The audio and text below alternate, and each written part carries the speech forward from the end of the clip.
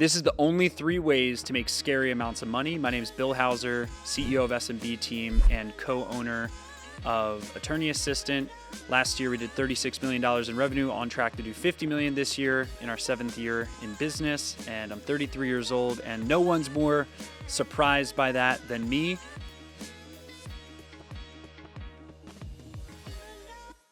And in today's session, I'm going to be taking some of my own business lessons, but more importantly, the lessons that I've learned from very successful entrepreneurs that I'm associated with on the only 3 steps that you can really follow to make scary amounts of money. What is scary amounts of money? Well, scary to you now, meaning it's a lot of money. It's something you can't relate to. It's something that your current identity would look at as like winning the lottery. I'm talking that level of money. I'm talking something that actually makes your stomach churn, right? If that much money was in your bank account, you would be scared about how much you'd have to pay in taxes. You'd be scared about how your family would look at you. That level of wealth I'm talking about in this video. And there's only 3 steps. And I'm going to go through each of these 3 steps quickly and succinctly so that you can immediately implement them into your life. Number 1 of the 3 steps is what I call the laser beam skill. Number 2 is what I call extreme results activity. And number 3 is persisting through the valley of death, aka the valley of wealth. So I'm going to go through each of these 3, starting with the laser beam skill. What is the laser beam skill, and why is it so important? Laser beam skill is this spidey sense that wealth creators, entrepreneurs cultivate throughout their business wisdom. Sometimes they cultivate this by reading books and not through actual experience, but most times, I'd say 9.9 times out of 10, you cultivate this laser beam skill by actually not having the laser beam skill and having the opposite of it, right? So the laser beam skill is the ability to focus on one money-making goal or opportunity for a sustained period of time that aligns with your skills, right? So we are in an era of shiny object syndrome, right? And I want to explain why I stopped attending masterminds for this exact reason. And recently, over the past couple of years, I was a part of some of the biggest masterminds in terms of the people that I was in the room with was phenomenal. I felt like the dumbest person in the room. I'm sitting next to people who run $100 million companies, billion-dollar companies, and here I am, this now 33 years old, but at the time, in some of these masterminds when I was 31, 30, 29, 28 years old, I knew nothing compared to the people that I was in these rooms with. And I learned so much by being in the room with people at that caliber of skill. And I believe most entrepreneurs and most wealth creators actually need to be in rooms like that for a certain period of time in their career to at least cultivate the inspiration and the know-how and at least the belief that you can generate massive levels of wealth and change the trajectory of your financial situation permanently. And I think you need to be in the room until the room becomes shiny object syndrome, because here's the risk of being in a room filled with business owners who are in completely different businesses than yours. The risk is the things that they're excited about, you're going to inevitably find a way to get excited about. And the laser beam skill says the ability to focus on one money-making goal or opportunity that aligns with your skills, right? So let's say your one money-making goal is scaling your, e-commerce company, right? That's your one money-making goal or opportunity. You're going to focus on that one thing, but you hear in your mastermind group or from someone in your network that they're making a bunch of money through crypto or they're making a bunch of money through this other opportunity, right? Well, inevitably, human beings are addicted to opportunity. There's actually too much opportunity, and this is a valid problem in today's economy, especially with the instant access of information. There is so much a low barrier to entry to opportunity right now. It's everywhere, and actually opportunity has become extremely overused so much that it's not even really that valuable anymore, right? Because we don't need external opportunities to accomplish really much in our lives. We need internally generated opportunities that are created by our will and our persistence of being in the right place at the right time for the right opportunity, but not just having this flow of external opportunities that are irrelevant to the thing, that one money-making skill, goal, opportunity that you're going to be maniacally focused on. So the opposite of this laser beam skill is what we call the shiny object addiction, the diversification addiction, the addiction to I want to test this thing out. I want to test this thing out. I want to, have 5 things going at the same time. And if one of them work, then I'll just go all in on that one thing. This is all weakness, okay? This is weakness in decision, weakness in your ability to stamp a flag in the ground and say, this is where we're going by this date. And here's the one thing I'm willing to stake my life and my future on, right? It is indecisiveness that causes this meandering around opportunities and bouncing from opportunity to opportunity. And here's the beautiful thing in your mind, right? You convince yourself, and this is actually the opposite of beautiful. I don't know why I said beautiful. This is actually really ugly. That's the opposite of beautiful. Is when you have all these different things that you're involved with that aren't that one thing, you always have a way out. You always have a way to go, well, I wasn't really putting my all into that one thing, so this one thing didn't work out, but I have 17 backups, right? And when you look at the scoreboard of any sports game, let's say you're a soccer fan, let's say you're a football fan, let's say you're a baseball fan, whatever, all of these sports are ran by scoreboards. There is one outcome of a game. You either win or you lose, right? And in business, if we have 15 things that we're doing, we never really lose because we have the other opportunity that we can bounce to, right? And this same laser beam focus skill or laser beam skill or lack of it, this same exact thing applies to within our business, right? Lack of focus on the one outcome we're trying to achieve in our business. This causes people to take some customers in this area and other customers in this area, and you never really get specialization, right? And as a result, you're always operating on plan B instead of plan A, right? One thing that Tim Grover taught me in his Relentless System course, which I recommend everyone takes, it's a great course I go through every now and then. He says there is no such thing as plan B. There's only plan A, and if plan A doesn't work, great. We're going to go all in on another plan A, right? That's the laser beam skill, signal versus noise, right? Distraction. Do you want a world of distraction? Do you want a world of a bunch of different opportunities, right? Or do you want a world of pouncing on one opportunity and persisting so much that it eventually forces you to succeed? This is the number one thing that's missing from people who want to make scary amounts of money is fear of going all in on one thing.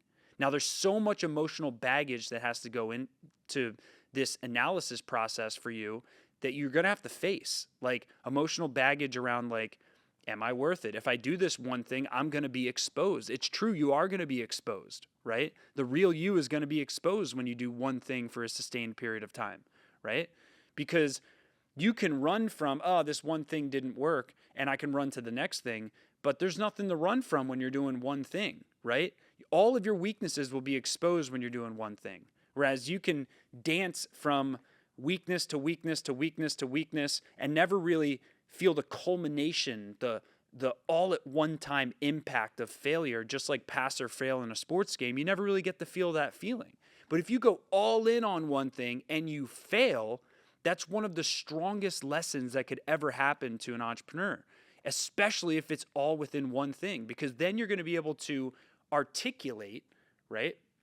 What were the mix of failures that happened in this one thing that I pursued?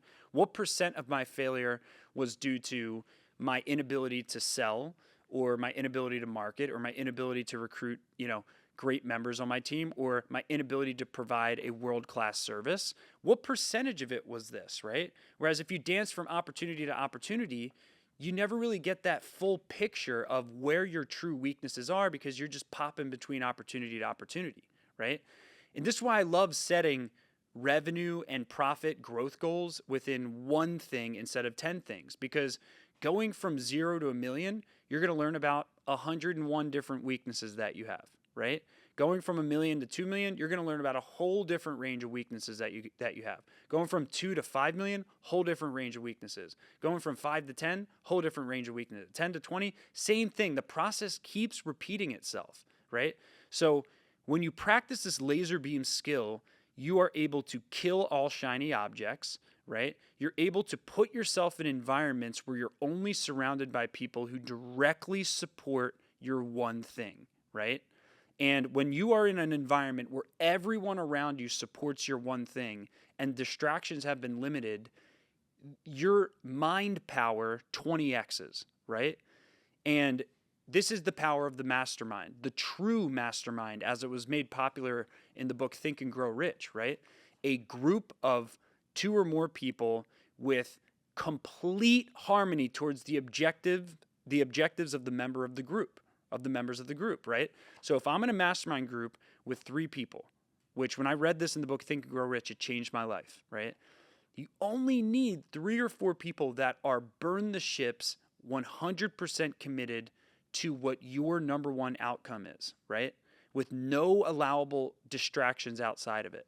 That's the power of the true mastermind. I'm not saying joining some mastermind group like I was talking about before where everyone's running different businesses and no one really cares about your main outcome. I'm saying a true spirit of a mastermind group where everything supports you in that number one thing. So the laser beam skill is the ability to shut out all of the noise, shut out every single distraction outside of your one money-making goal or opportunity that aligns with your skills. So let's go back to the actual title of this and label of this. Okay, the laser beam skill is laser beam focus on one, I've gone through one, money-making goal or opportunity, one money-making goal or opportunity, okay? What's money-making mean? Well, the goal or opportunity clearly can lead to you making scary amounts of money, right? So that means you're going to have to give up any goal or opportunity if you want to make scary amounts of money. You're going to have to give up any goal or opportunity that is not money making, right? So you must be obsessed about this side of it, and nobody wants to talk about this, right? The goal or opportunity that you pursue should have the highest likelihood to make you scary amounts of money, right? If that is your goal. And I'll explain why this is a measuring stick for entrepreneurs in some capacity. So one money-making goal or opportunity, which that's going to require elimination of anything that's not money-making. And then the second part of that is that aligns with your skills, right? Now, skills are accumulated over time. So we can look at skills as first your predispositions. That's step 1 of skills, right? The things you're naturally inclined at. Maybe like when I got started in sales at yellowpages.com, I did not have skill in sales because I hadn't practiced sales, right? But when I was 24 years old at yellowpages.com, I quickly learned that I have a predisposition towards sales. It was very effortless for me to learn sales. So that was something that aligned with my skills. The next thing I learned was I was naturally predisposed to digital marketing. For some reason, digital marketing worked really well with me. And the third thing I learned is I was naturally gravitated towards personal development, right? Those became kind of, sales, digital marketing, and personal development ended up becoming my entire business model now at SMB Team, where we've now merged these skills of mine into a money-making goal or opportunity. And now our entire business model as a business growth acceleration company is all revolved around these natural predispositions. And a predisposition pursued for a sustained period of time becomes a world-class skill, right? But if you don't have the predisposition, you can never achieve a world-class skill level, right? Meaning you have to be naturally good at the thing and work at it, right? There are way more musicians who are talented than are skilled at being a musician. Way, way, way more musicians that are talented than are truly skilled. Many, many, many more musicians who have predisposition for having that musical trait, but way, way, way fewer who can put all of the elements together to become a truly skilled musician, and especially fewer when it becomes a skilled musician that runs a musician-based business, right? understanding how to negotiate contracts, how to negotiate record deals, how to create an album, how to write lyrics, right? There's so many skills that in a musician, as an example, you have to pull from to truly be a skilled career musician outside of the music itself, right? Outside of just singing well or playing an instrument well, there's song creation, there's branding, there's your promotion strategy, there's your concert strategy. There's so many things that go outside of just being talented at the thing, right? And that's how you cultivate skills, is by being persistent in that one area of that money-making goal or opportunity. So number one is master the laser beam skill, the ability to focus on one money-making goal or opportunity for a sustained period of time that aligns with your skills, and kill all shiny objects, kill the diversification myth, and there is no such thing as plan B. Okay, so number two, this one's important. I call it extreme results activity. Extreme results activity. Okay, the highest value task is to identify the highest value task. Okay, results producing activity comes from what works and what doesn't work. I'm going to explain these. Extreme results activity. What does that look like? First, we're talking about an extreme here, right? Extreme results activity. Okay. Now, what does this mean? What does this not mean? Extreme results activity. Extreme. Okay. Extreme means we are going to an extreme with this. Okay. Extreme. Okay. The opposite of extreme would be dull, right? Average. Extreme means we're going to a level that most people never go to. Extreme results activity. Results. Let's talk about the second word within this. Results. The activities that you do must produce disproportionate results per unit of time input. Okay? So I want you to look at results as time invested versus results produced. Okay? Here's a great example of results as it pertains to money. Almost everyone will make $1 million in their lifetime. Every regular employed person who makes $50,000 a year and works for 20 years will make $1 million. I'll say that again. You make 50 grand a year, you work for 20 years, you'll make $1 million. So everybody who makes 50 grand a year for at least 20 years makes $1 million in their lifetime. So the real art in results activity is the time component. How much time does it take you to produce the result, right? Whether that is money, whether that's a business result that eventually leads to money, the results word comes down to how efficient you are at producing results, okay?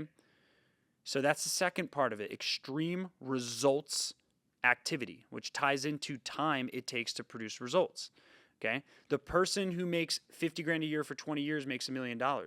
The person who figures out how to make $1 million in 1 year is 20 times better at results creation from a financial perspective than the person who takes 20 years to make that same $1 million. So results must have a time component to be legitimate, right? Because there's not unlimited time in life. So if it takes you 40 years to produce a result, someone else can produce that in 40 minutes, clearly they're the one getting better results. Okay.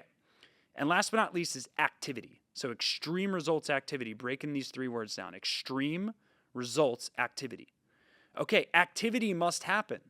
There can be no inactivity when it comes to you making scary amounts of money, right? It must be active, activity. But we're anchoring it to extreme and results activity. So that means that every action we take, which is one of the roots of the word activity, action, right, is extreme and results, meaning every action we take is extremely focused on fast production of results. That's what I mean by extreme results activity. So the highest value task is to identify the highest value task. All right, what does that mean? The most important thing is to know what the most important thing is, right? The number one thing to do when you start work, whether that's on a Monday and you're planning out your week, whether you're just planning out your day, the most important thing is to identify the highest leverage thing per unit of time, right? If results must also include time, then we need to think about, what am I going to identify as the top results producing activity that I can do today? Okay. Now, this is why it is $1,000 an hour task to plan your day, and it's usually only $100 an hour task, effective hourly rate, to just go and grind throughout your day without clear awareness of what the top most important thing is, right? It's a 10 times higher value use of time to identify how you're going to use your time, right? So when everyone says, productivity is bullshit, or like, time management is bullshit. Yeah, I understand people say that to get clicks on videos or whatever, but is time management really bullshit?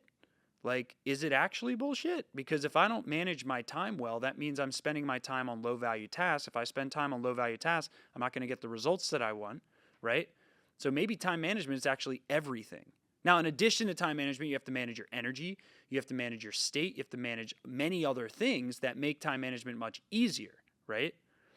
But time management is effective time management, I should say, is the input to results producing activity. And ultimately, you want to get to a point with extreme results activity as the second skill. You want to get to a point where autopilot, spidey sense, exactly what the highest production action is in every single minute of your day, right? When you start condensing this down, you start realizing, like, why do so many billionaires only allow 5-minute meetings instead of 60-minute meetings in their business, right? There's many people, I know that Elon Musk does this, and Mark Cuban has eliminated a lot of meetings in his businesses. This is because we realize that most of our time is wasted in meetings, right? We're talking about stuff we could have shared via email, we could have shared via a pre-recorded video. And over time, if we're a productivity detective for ourselves, you're going to naturally remove yourself and call out the fact that we are wasting time, right? And we have to stop wasting time to produce disproportionate results. And by eliminating the time of a meeting from 60 minutes down to 5 minutes, just think about how quickly you're able to get to the point, right? Hey, what's the number one objective of this meeting? What do we need to decide on? What do you need input from me on, right? So you're able to cut through the fluff, and maybe in those 5 minutes, you can produce the same result that you produced 60 minutes. You just increased your wealth, okay, just by doing that. What's that? 5 or 60, 30, what's that? 20? X? I can't do the math right now. 10x? Yeah, you basically 10x'd your productivity, right? Instead of spending 50 minutes in a meeting, you're spending 5 minutes in a meeting. So you 10x'd your output. Let's say that meeting makes your business an extra, $20,000. And your personal involvement in that meeting went from 50 minutes to 5 minutes. You just 10x'd your wealth right there. And it's the opportunity cost of, if you would have spent those additional 45 minutes in the meeting wasting your time, the question is, what is everything else you could have done in those remaining 45 minutes to produce a better result, right? So this is why the biggest myth around results producing activity is I got to work 16 hours a day. I got to work every single weekend. I got to grind till my eyeballs fall out and I'm bleeding on the floor, tired of all the hard work I'm putting in. Yeah, that's true if you're doing low value stuff, right? But if you're doing high value stuff, an 8-hour day should be plenty of time for you to get your highest objective things done within that 8-hour day, right? I always tell my team, like, I'd be scared if someone had to work, 16 hours a day, because to me, that's a reflection of the person's inability to manage their time or low skill set. So they have to work twice as hard to get the same result, right?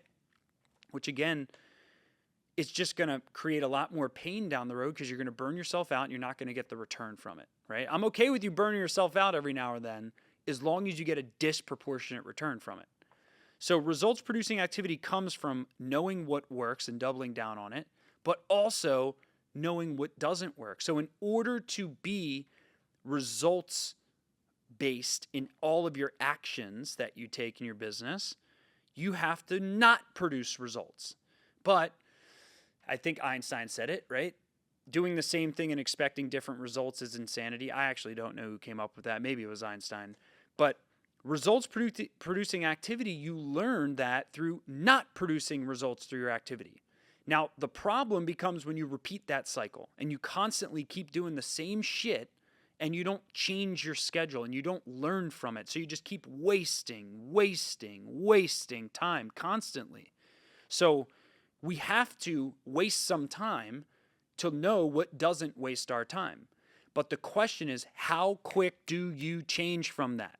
How quick do you stop wasting time and stop repeating that cycle, right? Now, there's 3 parts in business that extreme results come from and that we want to produce. We want to produce extreme results for our clients, extreme results for our team, and extreme results for the company's performance. All 3 areas. This is what we call 3-way wins, which is one of my company's core values. I don't know if you can see it back there, but yeah, 3-way winners, number 2 core value. So this is one of our most important core values as a company, because if you optimize just for making your clients happy and the company goes bankrupt because you're so client-centric that the company runs out of money, well, newsflash, you can't help anyone if the company runs out of money. So we must make decisions that are great for our clients, but we also have to make decisions that are great for the company. And let's say the company is making a lot of money and all the clients are super, super happy, but let's say your team is worked to the bone, doing unproductive stuff, super bad culture, and they all quit. Well, you're up Schitt's Creek without a paddle again, right? So we have to optimize for all 3, for your clients, your team, and your company. Results in all 3, right? Now there's trade-offs that need to happen in certain parts of business. You emphasize clients sometime, you emphasize business other times, depending on the dance of what the business needs. But if you just stay focused on these 3 categories, what am I going to do today to get extreme results for my clients, extreme results for my team, extreme results for my company, right? You are going to grow your wealth, right? Now for you, separate from your company results, okay, which is clients, team, and company finances, your ultimate reflection, if results is really contingent on time, right? Time invested. Someone who spends 5 minutes to get the same result, someone who spends 50 minutes is 10 times more productive. For you, the ultimate net worth, the ultimate KPI is your net worth, right? As an entrepreneur, especially if making scary amounts of money is one of your most important things. Your ultimate key performance indicator and measurement that you got to measure yourself for, whether you like money or not, whether you have a negative association to money or not, is ultimately your net worth, right? Because your net worth is a reflection of the health of your business, right? If you have 0 net worth, right, then you don't have a business. I mean, you don't have a valuable business, I should say. And if you look at, who is actually the most productive person, number 1 in the world, well, the actual KPI, the actual measurement that would prove that would be increase in net worth per unit of time, right? So if we take a 1-year time horizon and we look at every human being on planet Earth, and we take their net worth at the beginning of that year and their net worth at the end of that year, and we take all 8 billion human beings on planet Earth, from a business perspective, technically the most productive person would be the person who increased their net worth the most in that 1-year time frame, right? And we could do that for a 6-month time frame, a 3-month time frame, a 1-month time frame. You could change the time frame, but the key is you got to compare the same time frame to everyone that you compare. Now, if you don't run a business and you're an employee, this would be like, from a financial perspective, this would be increase in, call it income, right? So the increase, the rate per period of time is the ultimate reflection of productivity in results production from a financial perspective. So that means we have to study people who are growing their income and growing their net worth. You get what you surround yourself with. So if you're the only person in your circle that wants to grow their income or grow their net worth, then you're probably not going to, because that's friction. That means everyone in your family, everyone you spend time with is not growing their net worth, is not growing their income. So you're going to be the only person with that desire, and that's going to be unnatural to the people that you're surrounding yourself with. So one of the key ways to do this is just surround yourself with people who are increasing their income and their net worth, so that you're just one of the one of the many in your social group rather than the only person who's succeeding. So effort versus results. So think about this, okay?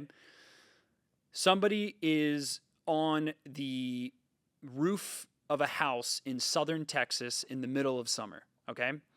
And they're dripping sweat. It's 4 p.m. The blistering sun is out. The heat index is 120 degrees. It's humid. It's deadly hot outside. You're on top of a roof. You have nothing covering you. You don't have a fan up there. You're dripping sweat. You're swinging a hammer, and you're installing a roof, and you're getting paid $15 an hour, right?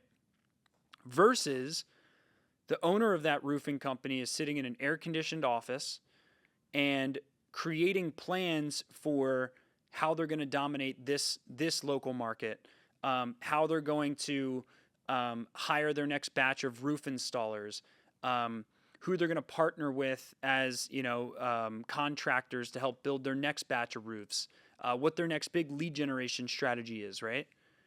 Who's working harder? Who's working harder, right? The roofing company owner or the person on the roof dripping sweat, working 12 hours in the dead heat of summer, 120 degrees, making $15 an hour? Well, clearly, I believe 100 out of 100 people would agree the person on the roof is working harder, right? You could look at this in a sales organization, right? You have someone on the phone making cold calls every single day, right? Getting hung up on, getting cursed out, right? And going back into the trenches and picking up that phone one more time. And then you have the manager of that cold caller who's working harder, right? You have the vice president who manages that manager who's working harder. You have the CEO of the company who has that vice president, who has the manager under them, who has the cold caller under them, who's working harder, right? So hard work doesn't care about your results. And your results don't care about hard work. Results care about effective work, right? So that's the only word that matters when it comes to results is effectiveness, right? Effectiveness of time spent, right? The amount of results produced per unit of time spent, right?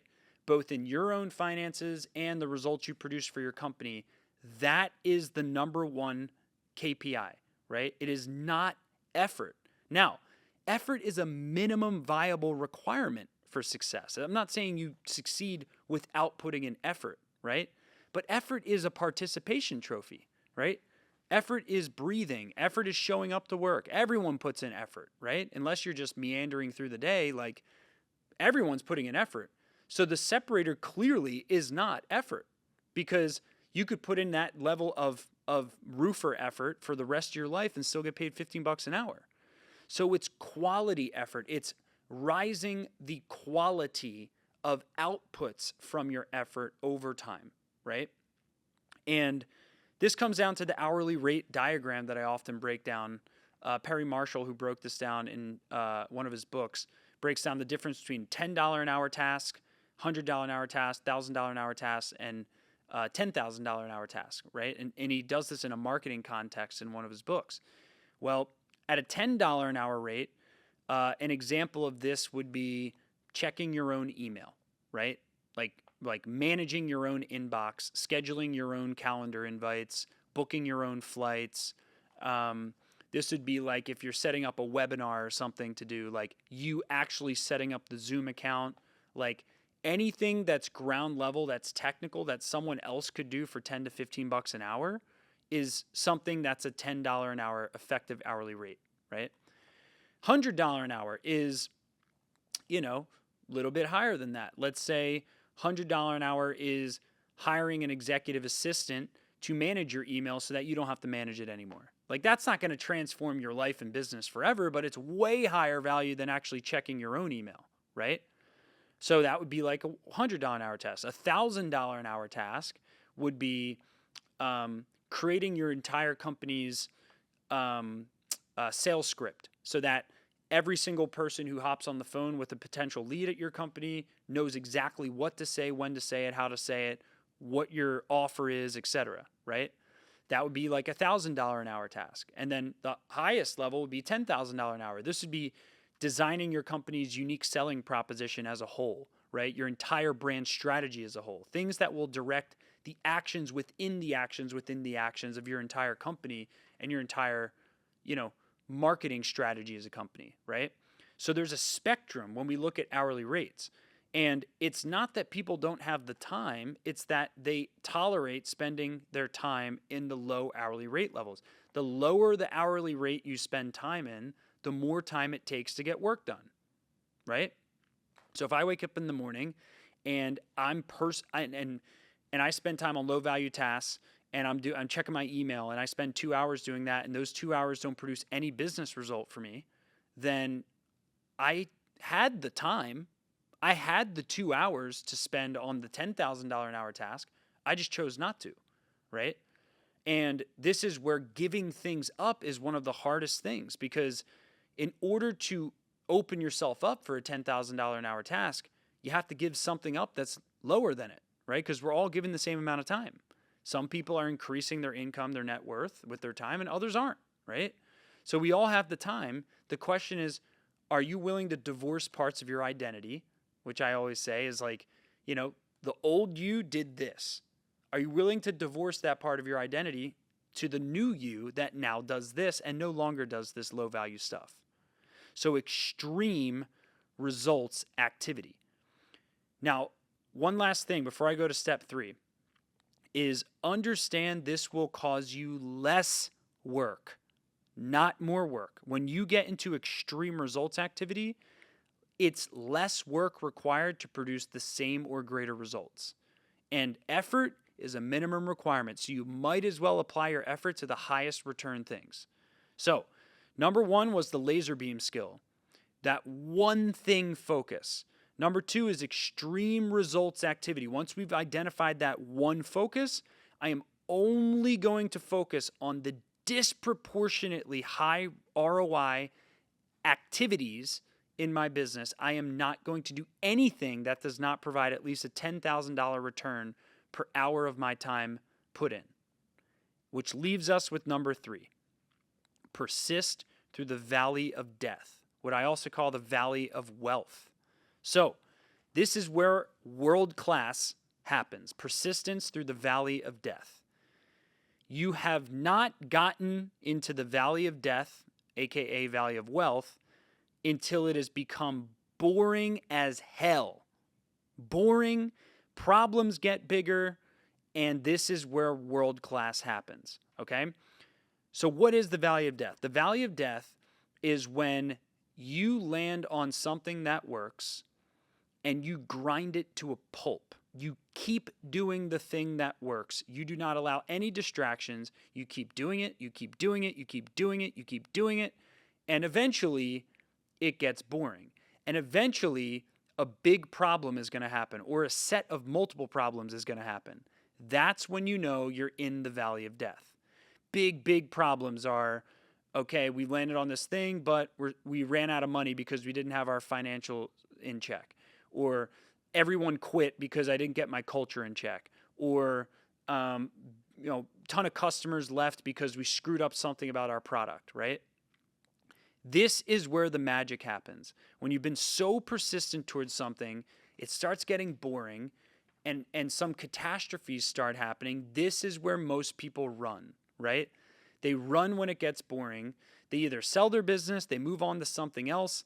They never really get that 3 feet from gold kind of example that also is broken down in the book Think and Grow Rich. That whole example of the guy who was mining for gold and dug and bought excavation equipment and pooled money from his family, like $1 million from his family to find the next big strike of gold ore in the ground, and dug for weeks and weeks and weeks until eventually they didn't find the gold ore. So he got discouraged, right? It started getting boring. A big problem occurred. They didn't find the gold. They're starting to have to pay people back. And this pressure starts building. And then the person goes, you know what? I'm going to sell this land for pennies on the dollar just so I can pay back my investors and move on. Well, it turns out the person who bought this land drills another 3 feet after this person gave up, and there's all the gold ore. millions and millions and millions of dollars of mineable gold, right? But the person gave up 3 feet from gold, right? That's what persistence is. That's what persistence through the valley of death is are you willing to persist to the point where it feels like it's not working? It feels like the business model's off. It feels like maybe some customers are pissed off. It feels like it's not going to work. But it worked at one point in time. And this is where the pivot and the adjustment period comes in. Like, think about this. Every great company that you have ever experienced a service from started with a slightly different vision for what they were going to be. Every great company. You could take every single example of great company, okay? If you look at, Facebook, for example, it was a desktop first platform. It was focused on college campuses at first, right? And users were about to start plummeting because of the mobile revolution. And Mark Zuckerberg experienced a ton of adversity from this. It was starting to feel repeatable. This adversity repeated itself, but he persisted through the valley of death. And he innovated a mobile-first company. Netflix is another great example. Netflix, you definitely read the book on Netflix and how Netflix succeeded and Blockbuster didn't, right?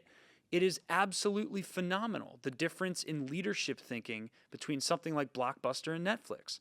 Like, Netflix was shipping DVDs to people's house. It was a mail-order DVD service. Then streaming came along, and Reed Hastings, CEO, had the courage to uproot their entire business model and become a live streaming company instead of a video DVD mailer company, okay? That's persisting through the valley of death, right?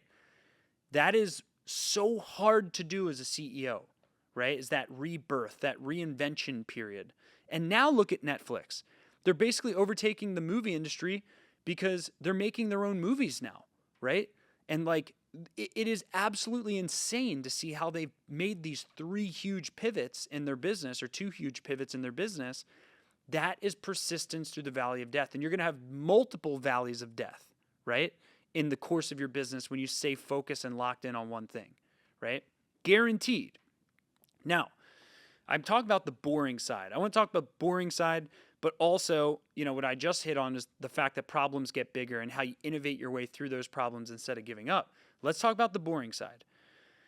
It needs to get boring, okay? Imagine watching film of 99% of Bill Gates' day when he was scaling Microsoft.